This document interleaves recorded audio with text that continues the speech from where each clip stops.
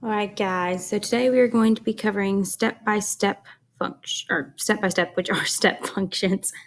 So let's go ahead and go on to our warm-up. And if you're a distance learner, go ahead and pause and try to answer this question if you can,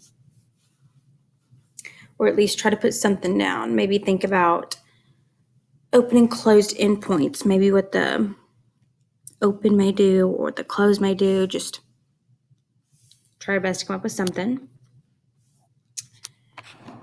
All right, hopefully you paused and now clicked back on. And so that closed endpoint, what that means is that it is included on our line segment.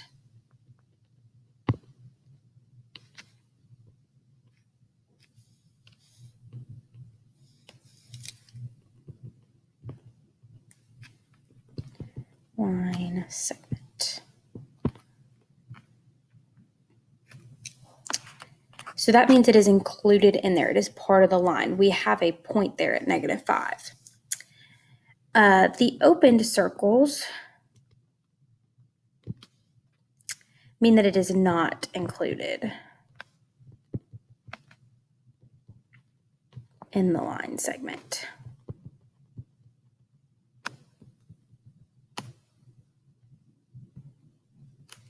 So we do not have a value at +2 here. We have a value all the way up to +2, but we do not have +2 as part of our line segment. So some learning goals is that we'll be able to write and graph step functions from problem situations. We'll be able to interpret the graph and function notation representing step functions and use technology to graph a step function. So we are going to look at this scenario first. So a high five for height. So at Adventure Village, there are minimum height requirements to determine if a child can safely enjoy the rides. There are 22 rides any child can ride regardless of their height, although an adult must accompany the child for some rides. There are 10 additional rides that a child must be at least 36 inches tall to ride. And then there are 12 additional rides on top of that they must at least be 46 inches tall to ride. If you're a distance learner, I would probably go ahead and jot those down because they're not on the next slide. They are on the one or graph, but they're not on all of them. So jot down some of those key points. And then, so now we're going to talk about the independent and dependent quantities in this scenario. So the dependent thing is that's not going to change, that no matter what, and for example, the number of rides is not going to change. The height of the child can change, but the rides are not going to change. So our dependent variable here is, and I'm sorry guys, my pen's still broke, so we're doing the best we can. So dependent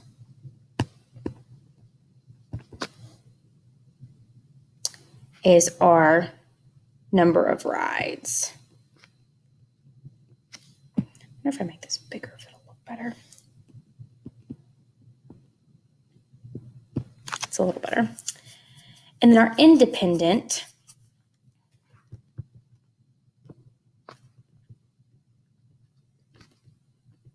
is the height of those children in inches.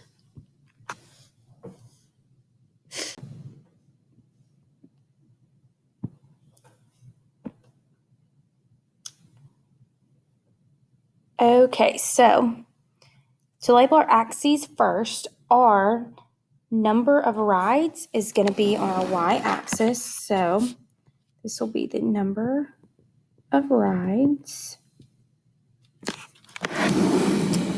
And then the child's height is going to be down here, which was in inches. So as we have our little text up here, there are 22 rides that they can ride regardless of their height. So we're going to go up to 22. And the really important thing here about where we're going to stop is at 36, because that's when the height requirement allows them to ride more rides. So we're going to go all the way up, which I'm actually going to zoom in a little bit here. So we're going to go to 22 and draw all the way across to about 36. So, and this goes up by, so that'll be 32, 34, 36, 38. Okay, so yeah, they go up by twos. So we are going to want to end somewhere, which I'm going to draw on here with pencil because this graph is kind of big. So we're going to want to end somewhere around there. And remember, we were looking at 22. So, and I'm assuming these go up by 2 as well. So, and we're going to stop there and we're going to have an open circle there. And the reason that we're going to have an open circle there is because we are at that height of 36 inches. And at 36 inches, you can also ride more rides. So, and at that point, there's 10 additional rides. So we would be looking at 10 plus 22 rides, which would give us 32 rides. And we're going to go, and that is all the way until 46 inches. So again, I'm going to zoom in. So let me find where 46 is. So 2, 4, 6, 46, somewhere around there. And we're looking at 32. And so at 32, we are going to have that closed circle there because you can ride those rides. And then we're going to have our line all the way across to an open circle. Because again, at 46 inches, you will be able to ride more rides. And I believe that was, again, an additional 12 rides. So this one was at 32, and then additional 12 will be at 44. So I'm going to zoom in again to graph this. So 44 is going to be right there. And there you go. We have our graph completed and our axes labeled. I guess I could have left that up there. That didn't really matter. That was probably helpful because it was that 10 additional rides there and then the 12 additional rides there at the bottom. So, and here's a picture of my graph, which hopefully that looks about right. And it's similar to what you have on your graph, which these axes are going up in different increments. So take note of that whenever you're looking at your graph versus this graph. So if you have a book. So determine the number of rides a child is eligible to ride at each height. So we're looking at 36 inches. And if you remember that 36 inches was that one that was all the way, oops, that's not a straight line at all. But that 36 was where we started being able to ride those 32 rides. And we can even look back here. So when you're 36 inches tall, you can get those 10 additional rides. So it is that 32. You can also see it labeled on this axis. Remember, we're going to go to the closed dot because it's included. We're not going to go to the open dot. We're going to go to the closed dot. So now we're going to look at when you are 45 and 15/16 inches tall. So, and looking at this, we had to be, I believe, which I'm going to click back to look at the text, we had to be 46 inches tall. So sadly, we are 1/6 of an inch away from being able to ride those 50 rides. So we will be going to right before that open circle, and that is where we were still able to ride those 32 rides.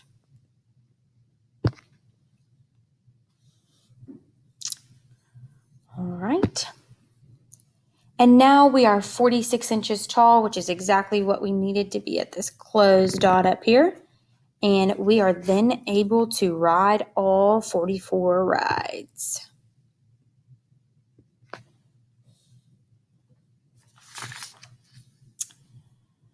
All right, so now let's talk a little bit about how these graphs and how they are similar to the graphs in our previous lessons and how are they different. So some of the graphs that we did in previous lessons, we were talking about piecewise functions and the absolute graphs, and both of those had a lot of different lines in them. So like they all contained a lot of lines. Or you can say that we were dealing with those piecewise functions. And that is a similarity. They both have those because these are still piecewise functions here. So the difference here is that these are not continuous. They're not connected. And another difference here is that we do contain those open and those closed circles. We have not seen those yet in this class. So those are some of the similarities and some of the differences there. All right, so now we're going to talk about some more step functions. And this one is already graphed, so we don't have to graph this one, but I'm going to go ahead and read this to you. So taking 10,000 steps per day is a popular fitness goal for individuals striving for a more active lifestyle. Jason has a fitness tracker and developed a program where he plans to increase the number of steps he takes each day until he reaches his goal of 10,000 steps per day. Jason set a daily goal for each week, Sunday through Saturday. He recorded his plan in the graph shown. So this is Jason's plan. So we're going to use the graph and the scenarios provided to answer each question. So when does Jason plan to reach his goal of 10,000 steps per day? And so the 10,000 steps per day are up here at this top little section. And if we were to look, so we have that closed dot, so we are including this. So that is at the first day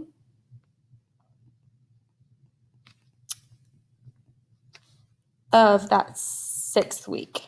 So the first day of week 6.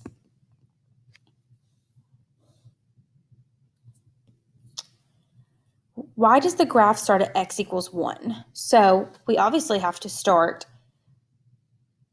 on a Sunday, right? Because that was part of our plan, is that we were going to start on Sunday through Saturday. So that 1 is our first Sunday. So it has to represent the beginning of the week, which cannot be a 0. So it is the first day.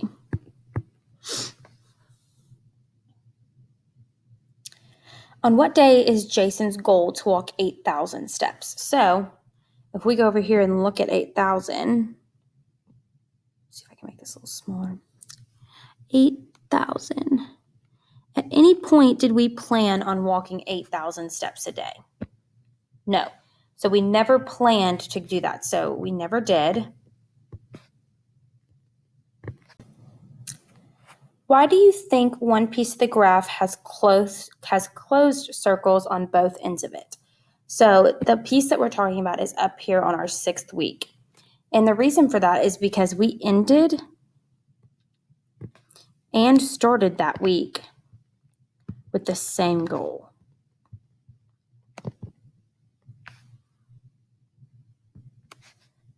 Here. So our entire goal was to get those 10,000 steps, and we started that on that last segment. All right, so we're now going to consider the graph at x equals 2. So what is f of 2? So f of 2 here is, which in pause this video if you're a distance learner and see what you think it is. And that is at 7,000.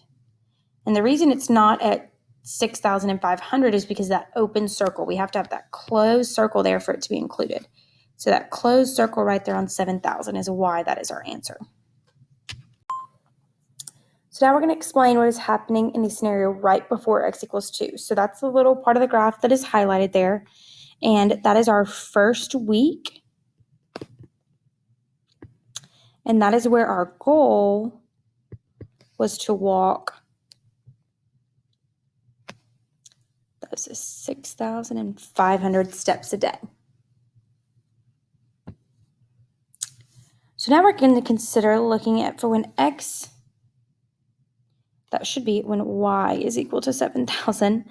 So when y is equal to 7,000, and I'll highlight that little line right here, what is our value of x? So our x values here are starting at 2, and we are going to include 2 with our less than symbol because we have a value there at 2.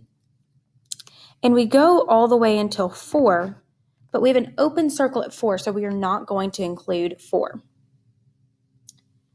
So then we are asked to explain what is happening in the scenario when f of x equals 700. So this is the beginning of our second week. So this is beginning week 2 and ending of our, so it ends at the end of our third week. So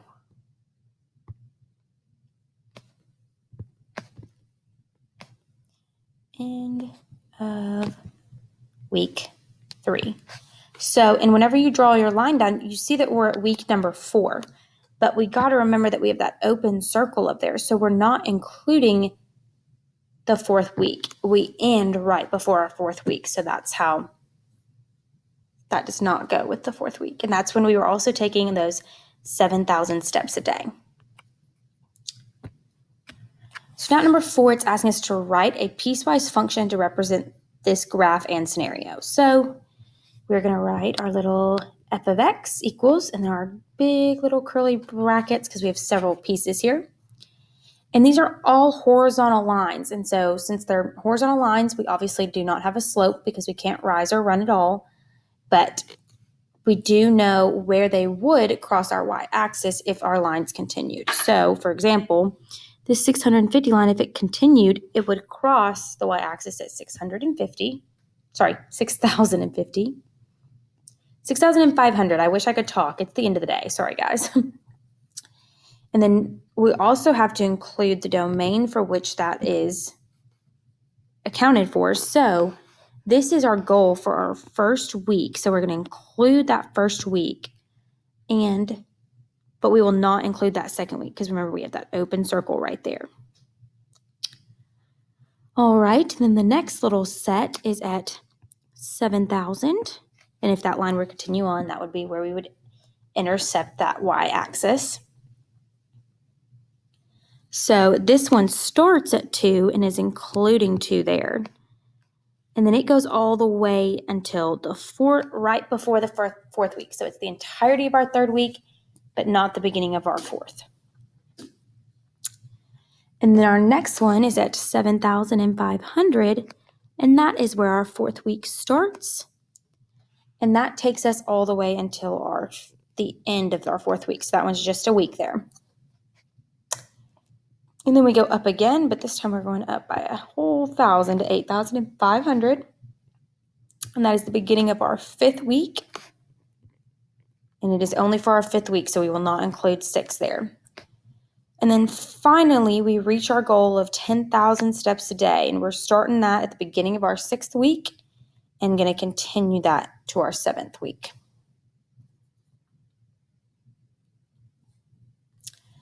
All right, so this graph and other piecewise graphs in the previous activity are neither discrete nor continuous. They are discontinuous. A discontinuous graph is a graph that is continuous for some values of the domain with at least one disjoint area between consecutive x values. So what that is meaning is that these lines are not connected. Those open circles there and the closed circles there are what is making this discontinuous. So now we are also going to look at a few examples of discontinuous graphs. Which graph represents functions? Use the definition of function to justify your response. So hopefully, as y'all remember from the last week, we're talking about our vertical line test to determine if it is a function, because that means that no x can have more than one y, but like, for example, let's look at our graph C first. And we're going to use this ruler again and just pretend that we're on that one side. So we have an x and a y, an x and a y, an x and a y, and then we get to these 2 open circles, and there's no y value there. But because there is none, we still are a function because of the fact that there is no point at which there's more than 2. So this one is a function. Now let's look. We're going to work backwards. Let's look at graph B. So if we're going, we're good. And then when we get to 2, we have 2 solid circles. So that one is not a function. And then let's look at graph A finally. So in that vertical line test. And then so when we get to our circles, we have one that is open and one that is closed. So that does work. And then we keep going over, and at no point did we have 2 points. So this one is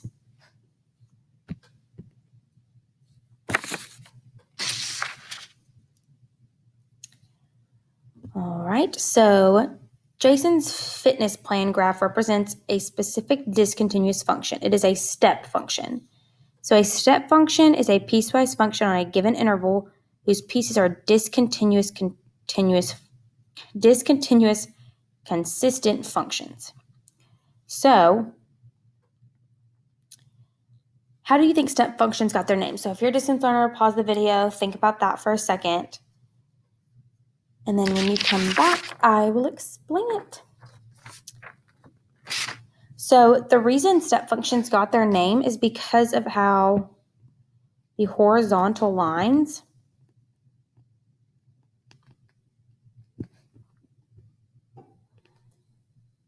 in that raised pattern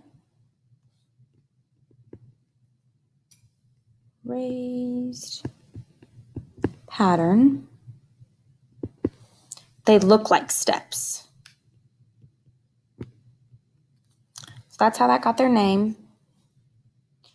And then the next question is, use technology to graph your piecewise function f of x. Can you determine by viewing your graph using your technology whether an endpoint is included or not included in the graph? Which I don't have Desmos pulled up, but there's no way on Desmos to have an open or a closed circle. So no, you cannot. You could do exactly what we did up here, and you could type in that 6,500 and 1 less than x less than 2, and you'll get just that part of the line, but you will not be able to get that open and closed circle. All right, so a decreasing step function. So Robert borrowed $400 from his older brother to take a weekend trip with his friends. A week after he returns from his trip, he will begin paying his brother $80 per week until he's completely paid off his debt. So on this page, we are going to graph this. And again, if you want to maybe write down a few important factors here, like he borrowed $400 from his older brother. A week after he returns from his trip, he'll begin paying his older brother $80 per week until completely paid off. So those are some of the important parts there. So whenever we go to graph this, our first graph, we're obviously going to start all the way up there at 400 because we owe our brother at the very beginning of that first week is at 400. So we owed him that before the first week, though. As soon as we borrowed it, it was owed to the brothers. So, but at that first week is when we're going to make our first payment. So we're going to have an which I should probably zoom in so we can see this better. So on that first week, we are going to make our first payment. So we're going to have an open circle there. So from the time we borrowed it to that first week, we owe $400. And then, so on that second week, we made a payment of $80. So we are going to come all the way down here to 320 because we paid $80. So 400 minus that $80 is what gives us 320. And we owe that, or we paid it at the beginning of that week. So for that week, we owe 320. And then we go down again the next week.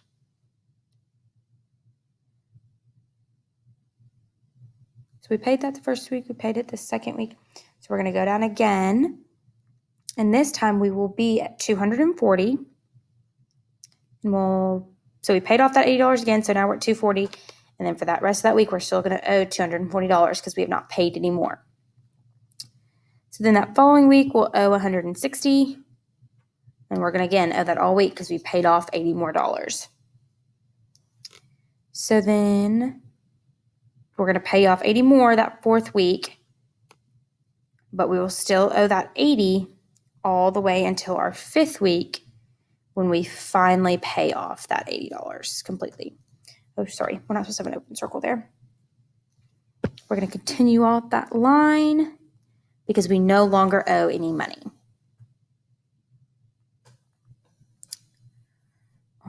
right, so now we're going to answer some questions. So how does each representation fit the definition of a step function?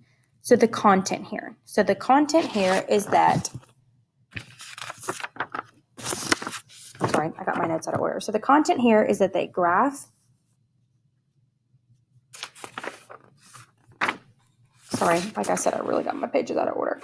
Okay, so the content here was that Robert owes his brother. So he owes his brother the same amount of money for an entire week. Let me make sure we get the word entire in there because that's very important.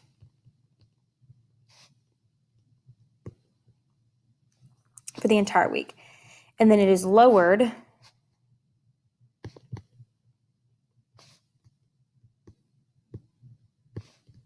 by that $80 because we pay it off at the beginning of each week.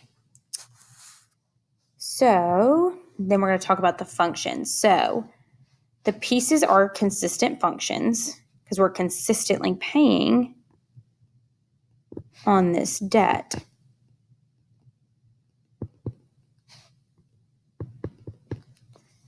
Oh, this pen's getting worse by the minute. I'm sorry, guys.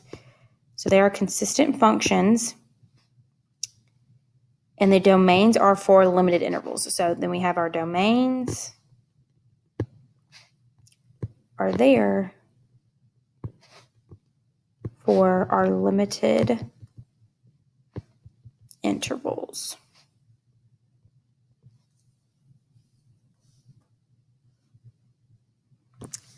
All right, and then finally, the graph. So the graph is a collection of horizontal lines with gaps between them. That's really the only thing that we needed to qualify as a step function. So it looks like steps, but the formal answer would be the graph. It's horizontal lines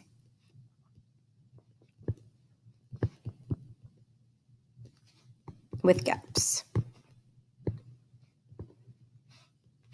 between them.